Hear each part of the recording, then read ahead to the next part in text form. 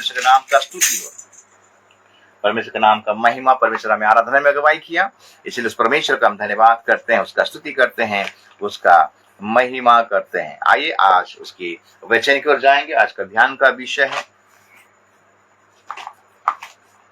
पहला कुरिन्थियों अध्याय 3 का आज हम ध्यान करेंगे। हम नए नियम से अध्ययन आरंभ किए हैं, मत्ती, मरकुस, लूका, यूहन्ना, प्रेरितों का काम और उसके बाद रोमियो का पत्री अध्ययन खत्म हो गया है। अभी कुरिन्थियों का चैप्टर, कुरिन्थियों का अध्याय हम अध्ययन आरंभ किए हैं और हम 3 अध्याय में आज ध्यान करेंगे। पहला कुरिन्थियों उसका 3 अध्याय, और ये 3 अध्याय का जो शीर्षक है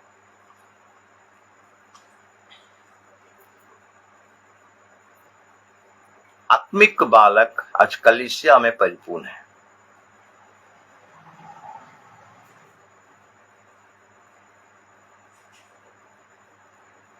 आत्मिक बालक से आज कलीसिया परिपूर्ण है।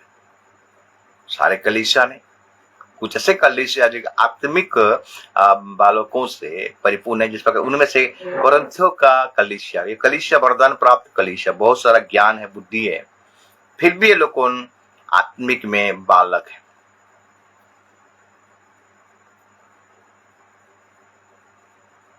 अगर हम पढ़ाई करेंगे पहला कुरिन्थियों उसका 3 अध्याय उसका 1 से लेके हम पढ़ाई करेंगे पहले 10 पद तक। हे भाइयों, मैं तुमसे इस रीति से बातें करना कर सका जैसे आत्मिक लोगों से, परंतु जैसे शारीरिक लोगों से और उनसे जो मसीह में बालक हैं। मैंने तुम्हें दूध पिलाया, अन्न ना खिलाया, क्योंकि तुम उसको नहीं खा सकते थे, वरन अब तक भी नहीं खा सकते हो, क्योंकि अब तक शारीरिक हो। इसलिए कि जब तुम में डाह और झगड़ा है, तो क्या तुम शारीरिक नहीं और क्या मनुष्य की रीति पर नहीं चलते? क्योंकि जब एक कहता है मैं पौलुस का हूं और दूसरा मैं अपुल्लोस का हूं, तो क्या तुम मनुष्य नहीं? अपुल्लोस क्या है और पौलुस क्या है? केवल सेवक जिनके द्वारा तुमने विश्वास किया, जैसा हर एक को प्रभु ने दिया। मैंने लगाया, अपुल्लोस ने सींचा, परंतु परमेश्वर ने बढ़ाया। इसीलिए ना तो लगाने वाला कुछ है और ना सींचने वाला, परंतु परमेश्वर ही सब कुछ है जो बढ़ाने वाला है। लगाने वाला और सींचने वाला दोनों एक है, परंतु हर एक व्यक्ति अपने ही परिश्रम के अनुसार अपनी ही मजदूरी पाएगा, क्योंकि हम परमेश्वर के सहकर्मी हैं। तुम परमेश्वर की खेती और परमेश्वर की रचना हो। परमेश्वर के उस अनुग्रह के अनुसार जो मुझे दिया गया, मैंने बुद्धिमान राजमिस्त्री के समान नींव डाली और दूसरा उस पर रंदा रखता है। परमेश्वर का नाम का स्तुति हो, परमेश्वर का नाम का महिमा हो। इस कलीसिया को जब पत्री में पौलुस लिखता है मेरे प्रियो, तो कलीसिया आत्मिक वरदान से भरा हुआ है, ज्ञान से भरा हुआ है, लेकिन बालकपन इनके जीवन में अभी तक परिपक्व जीवन इनके जीवन में नहीं है। अभी तक बालक का सदस्य, बालक का स्वभाव कैसा रहता है?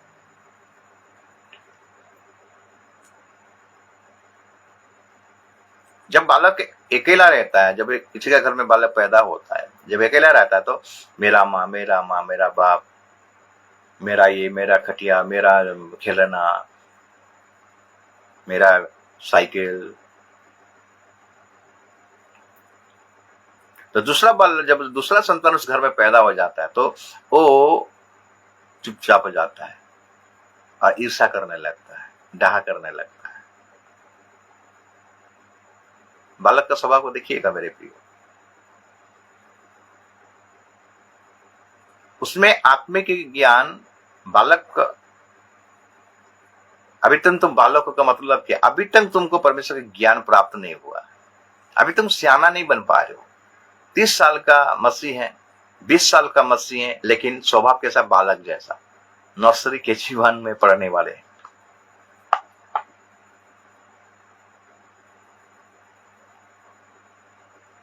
एक बेटा अपने मामा से आके बोलता है, अपने मामा से बोलता है, छोटा सा लड़का है, स्कूल जाता है, अब बोलता है कि हमारा टीचर को कुछ नहीं आता है मामा, खाली मुझसे सवाल करता है,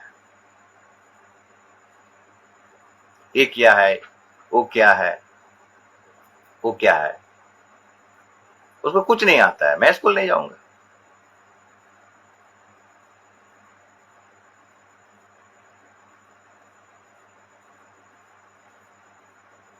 और एक टीचर, और एक बालक, हर एक उसका मामा को बोलता है कि मामा मैं स्कूल में नहीं पढ़ूंगा।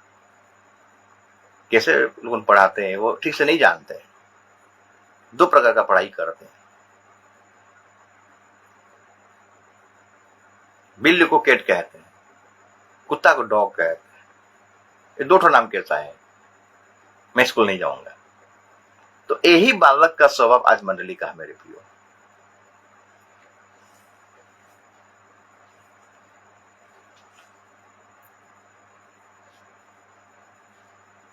अभी तक मसीह शारीरिक दशा में, आत्मिक दशा में नहीं। पौलुस क्या कहता है, हे भाइयों मैं तुमसे इस रीति से बातें ना कर सका जैसा आत्मिक लोगों से, परंतु जैसे शारीरिक लोगों से और उनसे जो मसीह में बालक है। अच्छा टीचिंग पाया है कलीसिया में, शिक्षा पाया, लेकिन अभी तक बालक है, आगे बढ़ना ही नहीं चाहते। अगर 21 साल 22 साल का लड़का अगर दूध पिएगा, अभी तक माँ का दूध पिएगा, तो उसको लोग क्या कहेंगे, पागल कहेंगे। तो आज का मसीह का, आज का कलीसिया का दशा इस प्रकार है। बहुत सारे कलीसिया ऐसे हैं मेरे प्रियो जो आज वो लोगों ने बालकपन में है, सियाना नहीं, खाली उनको दूध पीने वाला मैसेज चाहिए।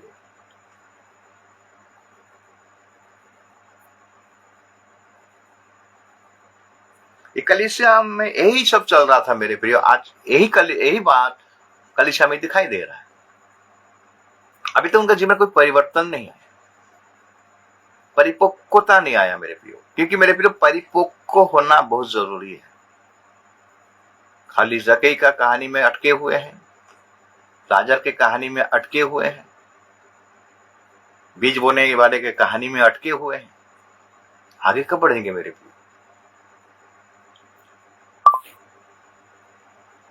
सियाना होने का मतलब है मेरे परमेश्वर की इच्छा को जानना, परमेश्वर की इच्छा में चलना। शारीरिक दशा में लोगों ने, जब हम देखते हैं कि मूसा सियाना जब हुआ तो मूसा का जीवन में ये मन था कि वो फिरौन का नेक्स्ट फिरौन वही बनेगा, बोलकर राजा बनेगा। क्योंकि फिरौन का बेटी ने उसको लाया था अपने साथ रहकर, ज्ञान में, बुद्धि में, पढ़ाई में, मिस्र का सारे प्रकार का ये में वो पूरा निपुण था। 40 साल की उम्र में वो चाहता तो नेक्स्ट फिरौन बन सकता, मिस्र का धन को तुच्छ मानना, इसराइलियों के साथ, अपने लोगों के साथ दुख उठाने के लिए। सियानापन का आत्मा है मेरे लिए। अभी तक जो कलीसिया में अभी तक परमेश्वर का इच्छा को, परमेश्वर का योजना को, जो व्यक्ति अभी तक 30 साल का मसीह है, 40 साल का मसीह है, 20 साल का मसीह है, परमेश्वर का इच्छा को नहीं जान पाता है, परमेश्वर की योजना को जान नहीं पाता, इसका मतलब वो बालक है, बच्चा है, अभी तक दूध पी रहा है। इसलिए पौलुस क्या कहता है, पौलुस कहता है मैंने तुम्हें दूध पिलाया, अन्न ना खिलाया, क्योंकि तुम उसको नहीं खा सकते थे, वरन अब तक भी नहीं खा सकते हो। दूध पिलाया, अन्न नहीं खिलाया, क्योंकि अन्न अगर खिलाओगे तो तुम खा नहीं सकते। बालक मसीह कलीसिया में, जो कलीसिया में बालकपन है मेरे प्रियो, उनको कड़वा वचन, भेद वाला वचन उनका जीवन में घुसेगा नहीं, उनको अच्छा ही नहीं लगेगा। वो अपने जो पास्टर को उनको ज्यादा इंपोर्टेंट देते हैं, जो पास्टर उनको खाली दूध पिलाने वाला वचन सुनाता है, पास्टर को ज्यादा प्रायोरिटी देते हैं, परमेश्वर को नहीं देते हैं। प्रभु के दास लोगों को ज्यादा, ये लोग प्रायोरिटी देते हैं, परमेश्वर को नहीं देते हैं। यहाँ पर कोई कहता है मैं अपुल्लोस का हूं, कोई बोलता है मैं पौलुस का हूं। लेकिन पौलुस यहाँ पर समझाना चाहता है, बुझाना चाहता है, क्योंकि जब एक कहता है मैं पौलुस का हूं 4 पद और दूसरा मैं अपुल्लोस का हूं, तो क्या तुम मनुष्य नहीं? अपुल्लोस क्या है और पौलुस क्या है? केवल सेवक, जिनके द्वारा तुमने विश्वास किया, जैसा हर एक को प्रभु ने दिया। मैंने लगाया, अपुल्लोस ने सींचा, परंतु परमेश्वर ने बढ़ाया। पौलुस कहना चाहता है कि क्या पौलुस क्या अपुल्लोस? तुम लोग बोलते हो कि हम पौलुस का है, हम अपुल्लोस का है, लेकिन पौलुस यहाँ पर बताना चाहता है कि पौलुस कौन है, पौलुस क्या है और अपुल्लोस क्या है। सेवक है, वो लोग परमेश्वर का सेवक है, वो दास के रूप में काम कर रहे हैं मेरे प्रियो, दास, परमेश्वर का दास। तो इनको ये बालक मसीह लोगों क्या करते हैं, इनको ऊपर में बैठा देते, परमेश्वर की जगह में बैठा देते। हम अपुल्लोस का है, हम पौलुस का है, लेकिन पौलुस कहना चाहता है कि मैंने लगाया, अपुल्लोस ने सींचा। मतलब पौलुस पहले आकर यहाँ पर वचन देकर उनको क्या किया, तैयार किया, लगाया, बीज बोया और उनको लगाया। और अब पौलुस का जो सेवकाई 1.5 साल का जो सेवकाई था, सेवकाई में जो चला गया, अपुल्लोस आया उसकी जगह में सेवकाई किया, उसने सींचा। लेकिन इनको पता नहीं है कि परमेश्वर सबसे माना ऊंचा में है, परमेश्वर बढ़ाता है हमको मेरे प्रियो। जिस प्रकार यीशु मसीह कहता है कि मैं सच्ची दाखलता हूं, तुम सब डालियां हो, और मेरा पिता किसान है। परमेश्वर हमको बढ़ाता है मेरे प्रियो, कोई पास्टर हमको नहीं बढ़ाता है, वो हमें शिक्षा देता है, वो प्रभु का दास है।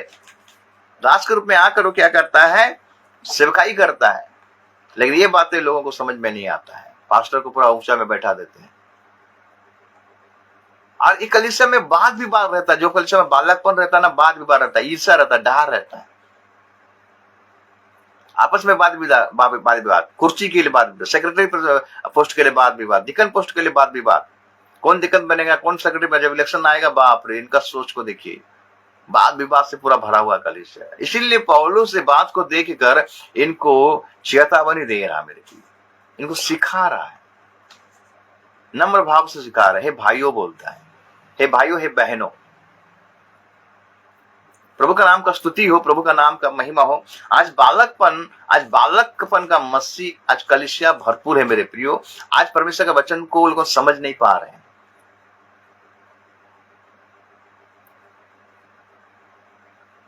वाद विवाद से भरा हुआ कलीसिया आज मेरे प्रियो, जो बालकपन का निशानी है, वो लोग सियाना होना ही नहीं चाहते हैं। कोई पास्टर अगर आएगा, सियाना वाला वचन देगा मेरे प्रिय, कड़वा वचन देगा, तो उस बालक, उस सेवक को दोबारा नहीं बुलाते हैं। ये अच्छा टीचिंग नहीं देता है। और जब बुलाते हैं तो उनको बोल देते हैं कि ऐसा सा वचन आप प्रचार करने की कोई जरूरत नहीं है, हमको खाली वही साधारण वचन दे दीजिएगा, कड़वा वचन का कोई जरूरत नहीं है। तो ये बालकपन का सदृश है मेरे प्रिय। यीशु मसीह बालक को लेने के लिए नहीं आ रहा, यीशु मसीह एक परिपक्व को, कलीसिया को लेने आ रहा है, अपना दुल्हन को लेने आ रहा है मेरे, जो परिपक्व है। बालक का स्वभाव अगर आपका जीवन है मेरे प्रियो, तो वो आपको लेकर नहीं जाएगा, एक सियाना कलीसिया को लेकर जाएगा, परिपक्व कलीसिया को लेकर जाएगा, पवित्र कलीसिया को लेकर जाएगा। 10 पद में जब लिखता है, परमेश्वर के उस अनुग्रह के अनुसार जो मुझे दिया गया, मैंने बुद्धिमान राजमिस्त्री के समान नींव डाली और दूसरा उस पर रंदा रखता है, परंतु हर एक मनुष्य चौकस रहे कि वो हम पर कैसा रंदा रखता है, क्योंकि उस नींव को छोड़ जो पड़ी है और वो यीशु मसीह है, कोई दूसरी नींव नहीं डाल सकता, कोई दूसरी नींव नहीं डाल सकता। पौलुस ने बोला, मैंने जो नींव डाला है, यीशु मसीह में वो नींव को डाला है। अब तुम आकर उसका ऊपर दूसरा अगर रंदा लगाओगे, दूसरा नींव डालोगे, तो तुम्हारा न्याय होगा।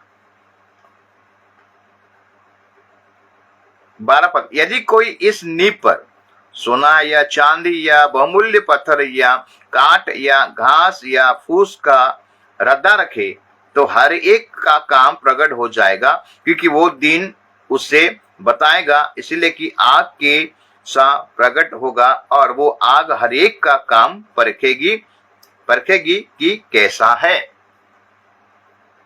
यहाँ पर आप देखिए मेरे प्रियो, 6 प्रकार मिनिस्ट्री का बारे में लिखा गया है।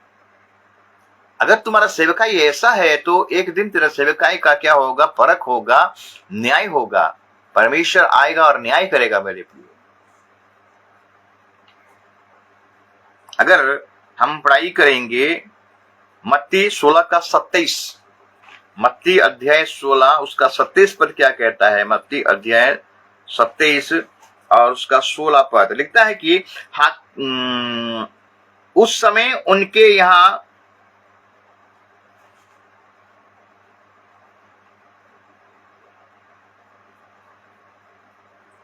मत्ती 16 का 27 पद हम अगर देखेंगे, लिखता है मनुष्य का पुत्र अपने स्वर्गदूतों के साथ अपने पिता की महिमा में आएगा और उस समय वो हर एक को उसके कामों के अनुसार प्रतिफल देगा। सोना, चांदी, बहुमूल्य पत्थर, काट, घास फूस, ये 6 प्रकार का मिनिस्ट्री, इसको परखा जाएगा मेरे प्रियो। हम किस प्रकार सेवकाई कर रहे हैं, हम किस प्रकार विश्वास का जीवन काट रहे हैं। आग में, सोना आग में जब जाता है तो और चमकता है। सोना एक प्रकार का सेवकाई है, पवित्रता को दर्शाता है। चांदी भी एक प्रकार का सेवकाई, वो भी आग में जब पाया जाता है और भी वो क्या करेगा, चमकता है। चांदी भी जब आग में जाता है और चमकता है।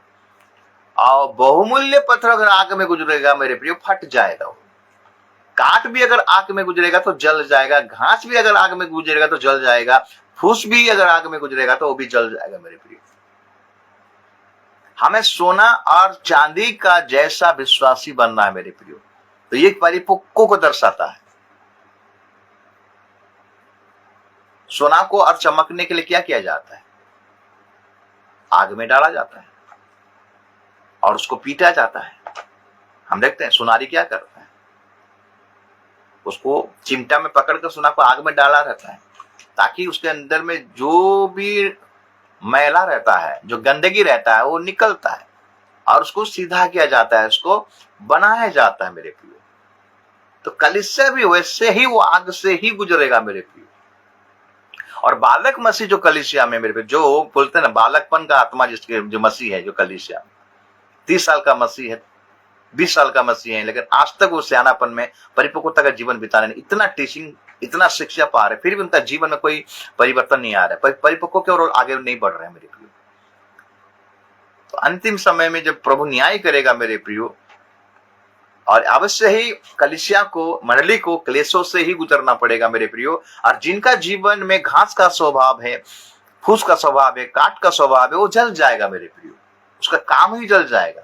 हम किस प्रकार अपना जीवन को व्यतीत कर रहे हैं, यह हमें सावधान होना है। और पौलुस इस बात को उस मंडली को चेतावनी देकर बोलता है कि तुमको सावधान होना पड़ेगा, तुमको सियाना होना पड़ेगा। हम प्रभु के दास हैं, प्रभु हमको भेजा है सेवकाई करने के लिए। दास बड़ा नहीं, दास स्वामी बड़ा है। परमेश्वर ने हमें बढ़ाया है, यीशु मसीह हमें बढ़ाया है, उसी को चिंता करना चाहिए मेरे प्रियो। रोमियो अध्याय 2 का 6 को अगर पढ़ाई करेंगे, रोमियो अध्याय 2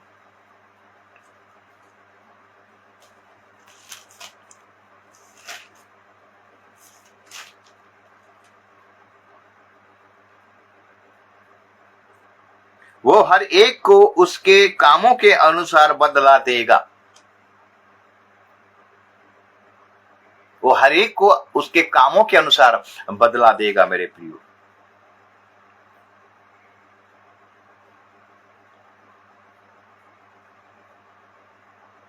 कौन सा काम मेरे प्रियो?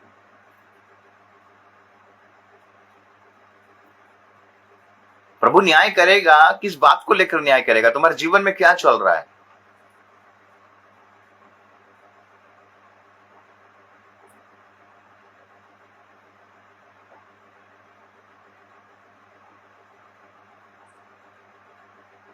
पहला पत्रस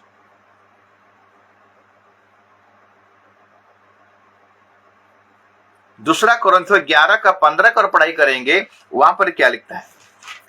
दूसरा कुरिन्थियों 15:11।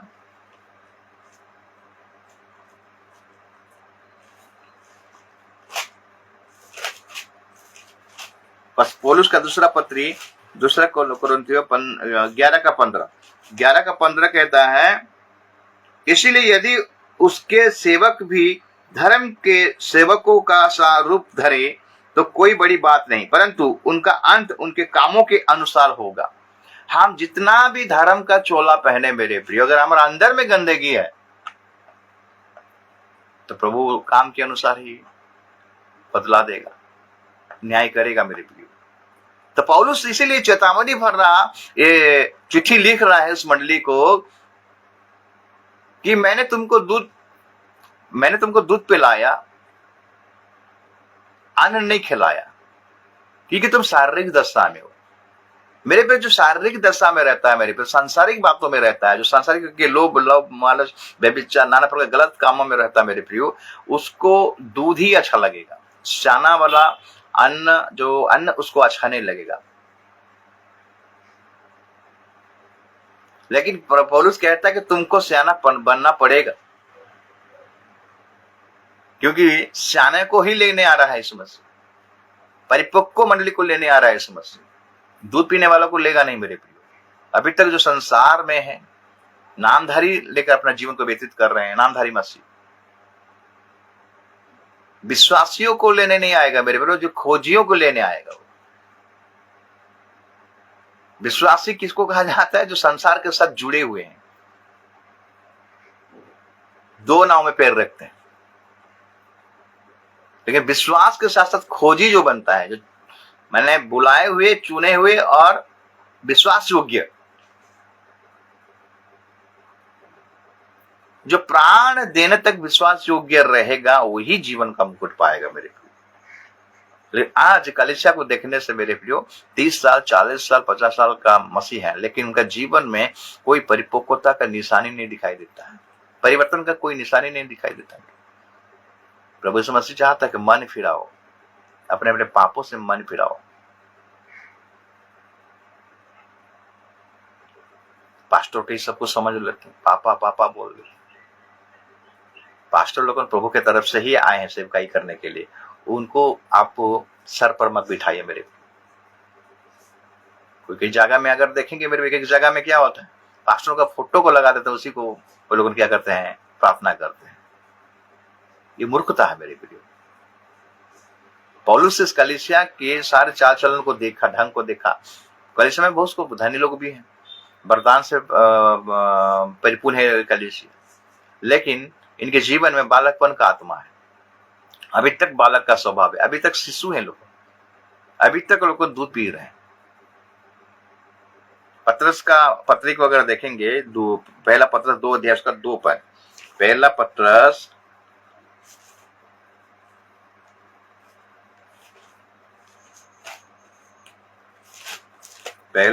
2 अध्याय और उसका 2 पद से अगर पढ़ाई करेंगे, नए जन्म हुए बच्चे के समान निर्मल आत्मिक दूध की लालसा करो, ताकि उसके द्वारा उद्धार पाने के लिए बढ़ते जाओ, क्योंकि तुमने प्रभु की कृपा का स्वाद चख लिया है।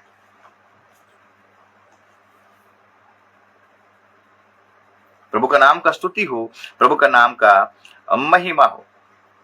परमेश्वर ने सब कुछ किया है, हमको यही चिंता करना है मेरे प्रियो। परमेश्वर बढ़ाता है।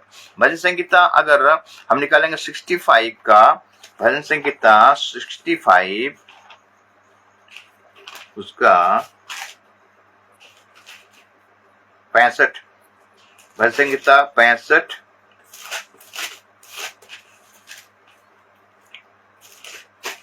और उसका हम पढ़ाई करेंगे 9 से 11। क्या लिखता है? तू भूमि की शुद्धि लेकर उसको सींचता है, तू उसको बहुत फलदायक बन करता है। परमेश्वर की नदी जल से भरी रहती है। तू पृथ्वी को तैयार करके मनुष्य के लिए अन्न को तैयार करता है। तू रेधारियों को भली भांति सींचता है और उनके बीच की मिट्टी को बैठाता है। तू भूमि को मेंह से नरम करता है और उसकी उपज पर आशीष देता है। अपनी भलाई से भरे हुए वर्ष पर तूने मानो मुकुट रखा दिया है। तेरे मार्गों में उत्तम उत्तम पदार्थ पाए जाते हैं। यहां पर भजनकार क्या कहता है? परमेश्वर सब कुछ बनाता है मेरे प्रियो, परमेश्वर सब कुछ रेडी किया है, कोई मनुष्य नहीं किया है। पौलुस कहता है, क्या पौलुस क्या अपोलोस, एक लगाता है एक सींचता है और परमेश्वर उसको बढ़ाता है। हमको यही सोच रखना है मेरे प्रियो, जो कुछ भी हम हैं परमेश्वर के अनुग्रह से ही है। इसीलिए आज बालकपन का कलीसिया आज बहुत जगह में दिखाई देता है। वो लोग अभी तक सियाना होना ही नहीं चाहते हैं, वो लोग आगे बढ़ना ही नहीं चाहता आत्मिक में। वही जगह हम यही जगह में ठीक है।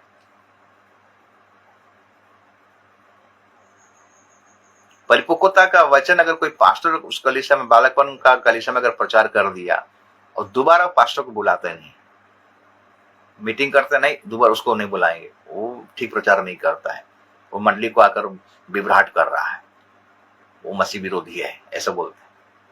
लेकिन खुद मसीह विरोधी है, उनको पता नहीं है, खुद मसीह का विरोध करते हैं।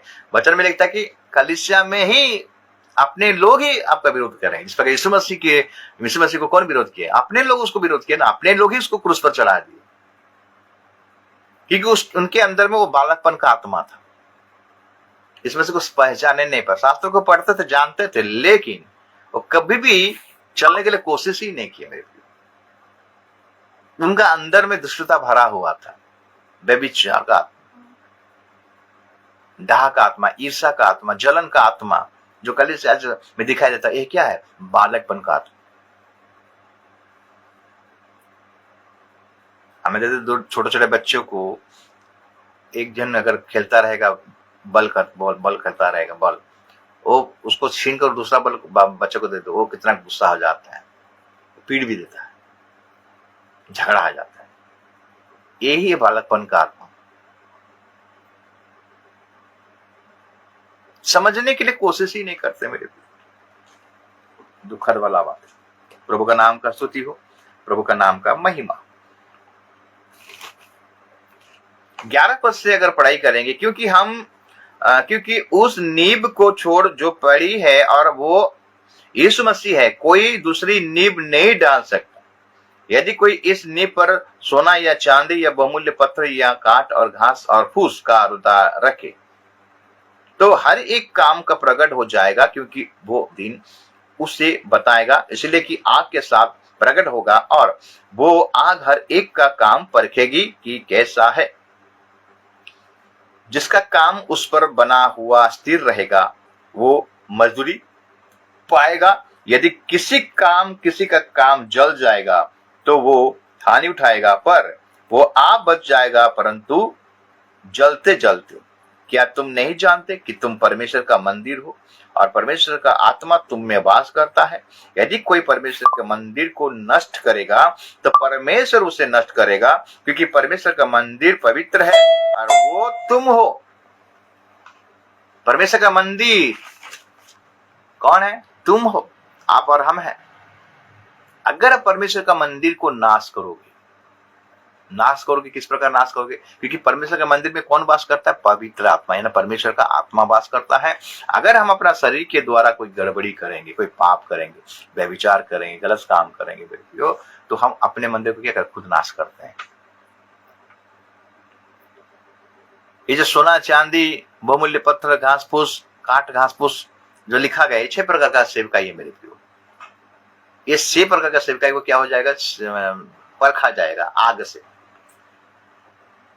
आग में जाना पड़ेगा मेरे प्रिय, क्लेशों में जाना पड़ेगा। प्रभु का आगमन निकट है। अभी आने वाले दिनों में भारत में बहुत क्लेश आने वाला मेरे प्रिय, और ये जो क्लेश आएगा ना, बहुत दूध पीने वाले मसीह जो शिशु है, जो बालकपन का आत्मा है उनके जीवन में, अभी तक लोगों को परिवर्तन होना नहीं चाहते।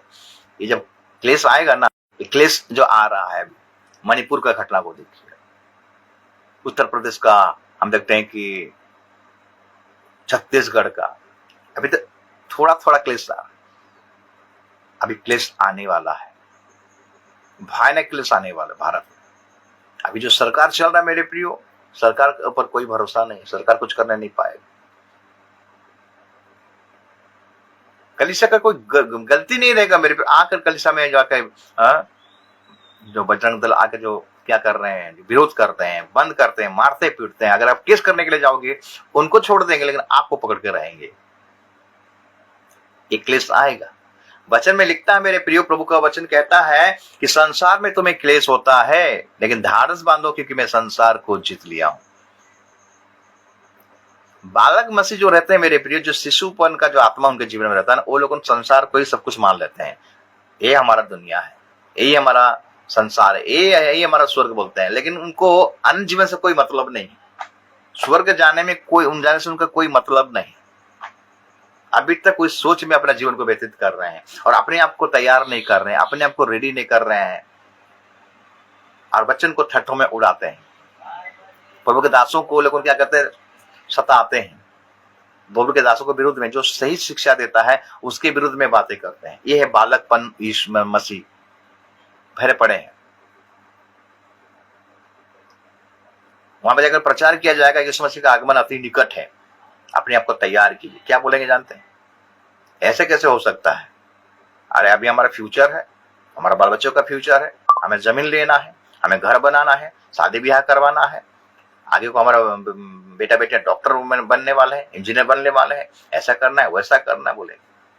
लेकिन आगमन से कोई मतलब नहीं, इसमें से अति शीघ्र आ रहा है, इससे कोई मतलब नहीं।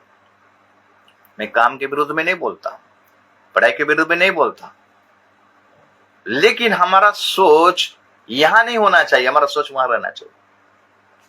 अब्राहम जिंदगी भर तंबू में वास किया मेरे प्रिय, इतना धन दौलत होकर भी वो क्यों घर नहीं बनाया? वो क्यों ईटा गारे का घर बनाने, बिल्डिंग नहीं बनाने पाया? तंबू में क्यों रहा? क्योंकि उसको पता था कि एक दिन ये तंबू क्या हो जाएगा, गिर जाएगा। लेकिन ऊपर में जो तंबू है, जो परमेश्वर जो तंबू बनाए, वो तंबू कभी नहीं गिरेगा। ये शरीर एक दिन गिर जाएगा मेरे प्रिय, दुनिया एक दिन नाश होने वाला है मेरे प्रियो। प्रभु का आगमन अति निकट है मेरे प्रियो। सबको परख किया जाएगा मेरे। परखा कैसा जाता है, किसको इस्तेमाल किया जाता है परख में मेरे प्रियो? यीशु मसीह का जो परख हुआ, यीशु मसीह का जो टेस्ट हुआ, किसके द्वारा हुआ? शैतान के द्वारा हुआ। और वही शैतान परखने वाला, उसका नाम क्या लिखा गया? परखने वाला आया और यीशु मसीह को परीक्षा किया। 3 बातों से लेकर परीक्षा किया, खाने के बारे में, धन के बारे में, मान सम्मान इज्जत के बारे में। और यही 3 बातों में बालक मसीह फंस जाएंगे। आज का बालक मसीह का क्या है? खाना पीना, सांसारिक धन दौलत कमाना, ऐशो आराम में रहना, मान सम्मान इज्जत खाली पाना, यही सोचते हैं। यीशु मसीह ने क्या कहा? तू अगर परमेश्वर का पुत्र, शैतान ने क्या बोला? तू अगर परमेश्वर का पुत्र है तो इस पत्थर से कह दे कि रोटी बन जाए। लेकिन यीशु मसीह ने कहा, लिखा है मनुष्य केवल रोटी से नहीं, परमेश्वर के मुंह से जो वचन निकलता है उसी से वो जीवित रहेगा। लेकिन ये बालक मसीह के समझ में आएगा मेरे प्रियो? उल्टा बोलेंगे, आई खाना नहीं खाएंगे तो कैसे हम जीवित रहेंगे, ऐसे बोलेंगे। यीशु मसीह आत्मिक भोजन के बारे में बोलता है, वचन के बारे में बोलता है। अगर वचन हमारे जीवन में नहीं है, वचन अगर हमारे जीवन में काम नहीं करता है, तो हम मर जाएंगे मेरे प्रियो, नाश हो जाएंगे। यीशु मसीह को जो 3 बातें लेकर शैतान ने परख किया, उसी प्रकार शैतान आकर परीक्षा करेगा मेरे। तुम अगर मुझे दंडवत नहीं करोगे, तुम अगर मेरे बात को नहीं मानोगे, तो तुम्हें क्या कर देगा? जेल में डाला जाएगा, तुमको मारा जाएगा। ऐसा सुसह जब आ जाएगा मसीह लोग, बालक मसीह को जीवन को ना, वो लोग यीशु मसीह को ही इनकार कर देंगे। आज ऐसे बहुत भरा पड़ा है कलीसिया में मेरे प्रियो। वो लोग सियाना होना ही नहीं चाहते हैं। सियानापन का आत्मा मसीह में परिपक्व का होने का मतलब क्या है? आपको परीक्षा से गुजरना पड़ेगा। जो परीक्षा से गुजरता है उसी को पता चलता है कि वो कितना सियाना, कितना परिपक्व है। हम जब एग्जाम देते हैं 1 क्लास, 2 क्लास, 3 क्लास, 4 क्लास, क्या ऐसे ही हम जब कर जाते हैं मेरे प्रियो? अभी से ना कोरोना के चलते सब सिस्टम आया तो बिना एग्जाम करके जॉब कर दी। यहाँ चलता है बिना एग्जाम करके, लेकिन वहां जाने के लिए आपको एग्जाम से गुजरना पड़ेगा मेरे प्रियो। 1 क्लास, 2 क्लास, 3 क्लास। क्यों परीक्षा होता है? ताकि कितना जानता है पढ़ाई के बारे में, कितना उसको मालूम है। उसी प्रकार आत्मिक परीक्षा भी होगा मेरे प्रियो, और उसका परखने वाला कौन है? शैतान। शैतान को आपके लिए रखा गया परखने के लिए मेरे प्रियो। इसलिए हमें बालक होना नहीं है, हमें दूध पीना नहीं है, बहुत पी लिए दूध अभी हमको सियाना होना है, हमको अन्न खाना। मेरे प्रियो, आज यूट्यूब में, आज फेसबुक में, आज ऑनलाइन के माध्यम में बहुत सारा प्रभु के दास वचन प्रचार कर रहे हैं। अगर आपको जो सही शिक्षा लगता है आपको सुनिए, सुनना चाहिए। दुनियादारी के बीच में मत फंस जाओगे आप। एक समय आ रहा है, एक ताराना अभी आने वाला है मेरे प्रियो, भयानक समय आने वाला है, उससे हमें बचना है। आगे को पढ़ाई करेंगे 18 पद से। कोई अपने आप को धोखा ना दे। यदि तुम में से कोई इस संसार में अपने आप को ज्ञानी समझे तो मूर्ख बनने की ज्ञानी हो जाए, क्योंकि इस संसार का ज्ञान परमेश्वर के निकट मूर्खता है।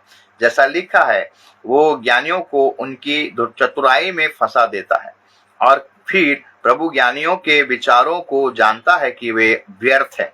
इसलिए मनुष्य पर कोई घमंड ना करें, क्योंकि सब कुछ तुम्हारा है। क्या पौलुस, क्या अपुल्लोस, क्या कैफा, क्या जगत, क्या जीवन, क्या मरण, क्या वर्तमान, क्या भविष्य, सब कुछ तुम्हारा है और तुम मसीह के हो और मसीह परमेश्वर का है। ज्ञानवानों को प्रभु मूर्ख में कन्वर्ट कर देगा मेरे प्रियो। जो अपने आप को ज्ञानवान समझता है तो वो मूर्ख समझे। प्रभु ज्ञानवान को उसकी चतुराई से ही पकड़ेगा मेरे प्रियो। आज बहुत लोग अपने आप को ज्ञानवान समझते हैं, इसलिए ज्ञानवान को लज्जित करने के लिए प्रभु मूर्खों को चुना। जो अपने आप को बहुत ज्ञानी समझता है ना, इस संसार को लेकर, संसार का ज्ञान क्या है? मूर्खता है मेरे प्रियो। आज लोग संसार का ज्ञान ज्यादा दिखा रहे हैं, ये मूर्खता है प्रभु के सामने। क्या अपुल्लोस, क्या पौलुस, क्या कैफा, क्या जगत, क्या जीवन, क्या मरण, क्या वर्तमान, क्या भविष्य, सब कुछ तुम्हारा है और तुम मसीह के हो और मसीह परमेश्वर का है। हमको ये बात समझना चाहिए कि हम सब कौन है? मसीह के हैं। और मसीह कौन है? परमेश्वर का है। एक परिपक्व मसीह कभी भी इस संसार के प्रति अपना अभिलाषा को नहीं दिखाएगा मेरे प्रियो, अपने लालसा को नहीं दिखाएगा। सब कुछ होकर भी वो कुछ नहीं रहता, सब सोचता है। एक परिपक्व मसीह का क्वालिटी क्या जानते हैं? परिपक्व मसीह का सब धन रहेगा, लेकिन उसको ज्यादा इंपोर्टेंट नहीं देता रहेगा।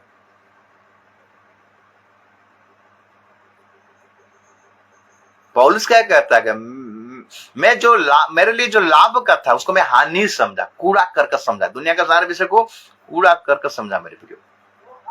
आपके पास धन है, दौलत है, कोई बात नहीं, लेकिन उस पर मन मत लगाइए। अगर प्रभु आपको धन दिया है, प्रभु का सेवकाई के उसको इस्तेमाल कीजिए मेरे प्रियो। अगर आपके पास सोर्स है, आप सुसमाचार के लिए हाथ बढ़ाइए मेरे प्रियो। है लेकिन नहीं है बोलिए, क्योंकि एक दिन सब कुछ मिट जाएगा मेरे प्रियो। एक दिन सब कुछ चला जाएगा। आपका धन पर घमंड करो, घर बनाने में घमंड करो, नौकरी में घमंड कर रहे हो, ये सब मूर्खता का बात है मेरे प्रियो। केरल का वायनाड जो जिला में जो घटना घटा, आपको पता है, न्यूज में देखें।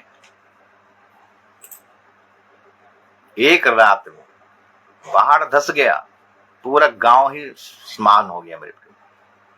लोगों को पता नहीं चला कैसे मरे मेरे प्रियो। किसी का हाथ 25 किलोमीटर की दूर में मिल रहा है, किसी का सर 25 किलोमीटर, किसी का धड़ 25 किलोमीटर के दूर में मिल रहा है। गाड़ी फाड़ी, जितना भी दामी का गाड़ी सब थे, लाखों का गाड़ी, सब चुरमार हो गया, सब बर्बाद हो गया। लाखों करोड़ों का घर भी बर्बाद हो गया। उनको पता भी नहीं चला कैसा बना विपद आया, मैंने समस्या आया। उसी प्रकार प्रभु का आगमन होगा मेरे प्रियो। उससे पहले अपने आप को, आप जब बालकपन का आत्मा रखे हो ना, अभी तक आप दूध पी रहे हो ना, आप सियाना हो जाओ। प्रभु आपको अनुग्रह किया है, सुंदर प्लेटफॉर्म दिया है, ऑनलाइन का प्लेटफॉर्म। प्रभु के दास लोग आते हैं, प्रचार करते हैं, महान प्रभु के दास लोग आते हैं, प्रचार करते हैं। उनका प्रचार को सुनिए और अपने आप को सियाना बनाए। बाइबल को पढ़िए, वचन को पढ़िए मेरे प्रियो। समय और नहीं है, समय किसी का वेट नहीं करता, ध्यान दीजिएगा मेरे प्रियो। जब समय पूरा हुआ, यीशु मसीह का आगमन हुआ, पहला आगमन। समय के अनुसार यीशु मसीह आया और सुसमाचार प्रचार किया, मन परिवर्तन का प्रचार किया। उसके बाद कलवरी के क्रूस पर बलिदान हुआ। उससे पहले अपने चेलों को बोला, मैं दोबारा आने वाला हूं। यूहन्ना 14 को पढ़ाई कीजिएगा 1 से लेकर 3 तक। तुम्हारा हृदय व्याकुल ना रहे, मुझ पर और मेरा परमेश्वर पर भरोसा रखो। मैं जा रहा हूँ पिता के पास तुम सबके लिए घर तैयार करने के लिए। तैयार जब हो जाएगा, मैं रेडी हो जाएगा तो मैं आऊंगा, तुम सबको वहां ले जाऊंगा। मैं जहां रहता हूं तुम भी वहां रहो। अभी यीशु मसीह का द्वितीय आगमन का आगमन अति निकट है मेरे प्रियो, और उसी को लेकर जाएगा जो सियाना है, जो परिपक्व है, जो पवित्र है, जो निर्दोष है, जो निष्कलंक है। और दूध पीने वाला अगर मसीह आप हो, अगर आप अपना जीवन को सुधारना नहीं चाहते हो तो आप रह जाओगे मेरे प्रियो। उस समय आप किसको दोष लगाओगे? उस समय छाती पीटने से, रोने से कुछ फायदा नहीं होगा। प्रभु आपको मौका दिया है, चांस दिया है, कितना अच्छा अच्छा दासों को आपके पास भेजा है, लेकिन आप प्रभु उनका वचन को आप सुने नहीं। ये आपका दुर्भाग्य रहेगा मेरे प्रियो। अभी भी प्रभु मौका दे रहा है, अभी भी अनुग्रह कर रहा है, अभी भी टाइम है, अभी भी समय है। अपने आप को सुधारिए, बालकपन से सियानापन में आ जाइए। जब तक आप सियाना नहीं बनोगे तब तक आपको प्रभु यीशु मसीह कभी ग्रहण नहीं करेगा। तो ये कोरिन्थियों मंडली का लुस्पन था, कोरिन्थियों मंडली का दुर्बल था, और जो दुर्बलता था पौलुस वही चीज को बता रहा था। तो आज का कलीसिया में मेरे प्रियो, अगर पास्टर प्रचारक अगर सेवकाई कर रहे हैं तो आप कलीसिया में जो दुर्बलता को देखते हो उसी को जल्दी फोकस कीजिए, उनको सुधारिए, वचन के माध्यम से सुधारिए, ताकि कलीसिया सुधर नहीं पाए, आगे बढ़ नहीं पाए। आज बहुत सारा कलीसिया ऐसा है, ऐसा दशा में है, बालकपन की दशा में है, शिशु की दशा में, शिशु की अवस्था में, अभी भी नर्सरी KG1 में पढ़ रहे हैं। वो लोग आगे बढ़ना नहीं चाहते। हमारा काम है, प्रभु के दासों का काम है वचन में समझाना, वचन में समझाकर आपको सुधारने का काम। वचन सुधारता है, वचन हमें क्या करता है? सुधारता है। पवित्र आत्मा का द्वारा प्रेरणा की से यही वचन लिखा गया है, क्या करता है? सुधारता है। अगर आप नहीं सुधरोगे ये आपका गलती है। तो यही कोरिन्थियों मंडली में, पहला कोरिन्थियों उसका हम जब चैप्टर 3 को जो पढ़ाई किए, पौलुस इस दुर्बलता को देखकर वो वहां पर जाके क्या कर चिट्ठी लिख रहा है कि तुम्हारे अंदर में ये सब दुर्बलता है, इसको तुम ठीक करो। अब प्रभु यीशु मसीह सब कुछ है। कौन अपुल्लोस है, कौन पौलुस है, ये सब उनके दास है, प्रभु के दास है। इनका काम है आपको वचन सुनाना, आपको तैयार करवाना, आपको रेडी होना है। और वो क्या करेगा? बढ़ाएगा हमको, प्रभु हमको बढ़ाएगा। हम आगे बढ़ेंगे तब तो बढ़ाएगा, और हम वहीं पर बैठे रहेंगे तो बढ़ेगा क्या? नहीं, आपको आगे बढ़ना पड़ेगा, मतलब वचन में चलना पड़ेगा, पवित्र होना पड़ेगा, सिद्ध होना पड़ेगा। मैं आशा करता हूं आज का वचन आप सबों के लिए जरूर आशीष का कारण बना होगा। प्रभु आप सबको आशीष कीजिए, अनुग्रह करें, दया करें, कृपा करें, ताकि आप बालकपन से सियानापन में कन्वर्ट हो जाओ। यीशु के नाम से मांगते हैं, आमीन।